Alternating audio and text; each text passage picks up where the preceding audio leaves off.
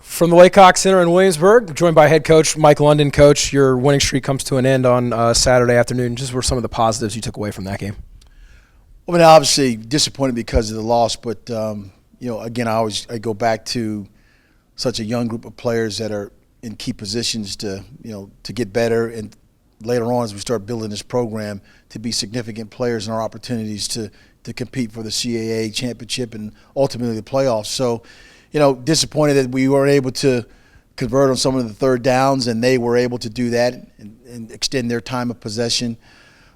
Positive about, again, no one on this team has quit. No one has blamed anybody. It's been a group of a collective effort.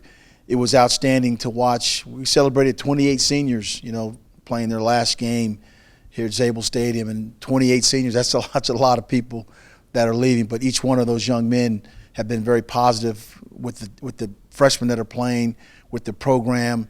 This team has been through a lot from the very beginning of the season, with the untimely death, tragic death of Nate Evans, to a lot of things that went on, to Mark Williamson's miracle story about his bone marrow donation. A lot of things off the radar, behind the scenes, have gone on with this team that have brought us close together. Obviously, on the field, you want to be successful.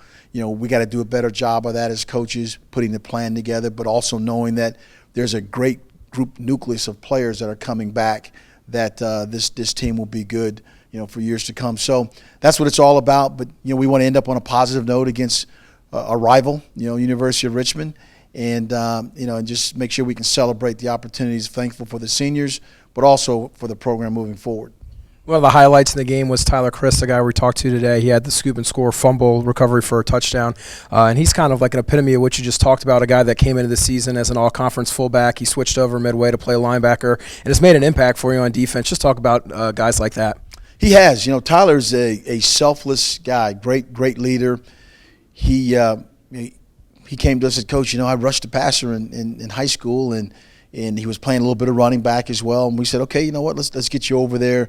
And we started putting him in our third down packages. And then after a while, he started playing some first and second down plays as well, and has emerged as a guy that's got a skill set that can help our team. And the best news for me is the fact that he wants to come back for a fifth year.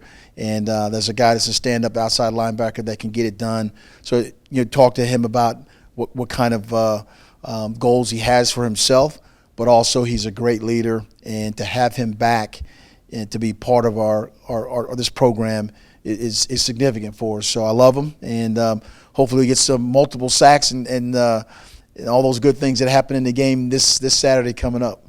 Not sure if you're aware, but exactly a year ago today, you were named the head coach here at William & Mary. What are some of the highlights on the field for your program in this first season? Wow. Obviously, you can always equate the win opportunities. I've also equated some of the tough games, that we played where players didn't give up or quit. I look at the infrastructure and the people around surrounding President Rowe, AD Samantha Hughey, some of the new coaches that are here and around, the people, like yourself and the support staffs that have been around our football team, our program, the wellness center. There's so many things that have contributed to this program and where we want to go and what we want to be, that I just look at things being very bright. I look at the players the young players that we have, the players that we're recruiting now for this class that's coming in. It's very similar to the Hollis Mathises and the Bronson Yoders, guys that were captains, multiple sport athletes.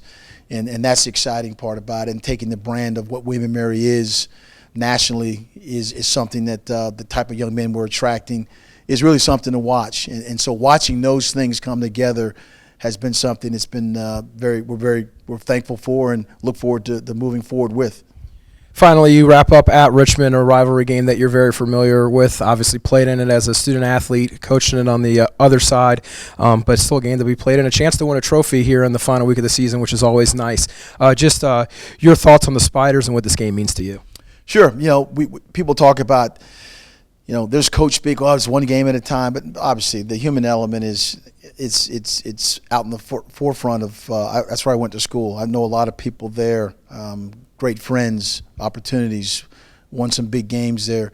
but I'm here, William and Mary, and I'm in charge of putting a plan together to go up and be very competitive to win a game. And so the emotions of the crosstown rival, the trophy, our seniors, to go out on a positive note. It's their senior day, obviously, so it's just a flip of what we just had and experienced. But to put a plan together that's going to allow us to be successful, and we can play representative football that we've done or shown that we're capable of doing.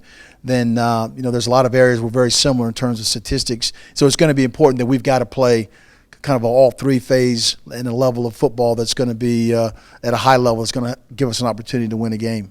All right, Coach. Thanks and good luck this weekend. All right, thank you. Appreciate it.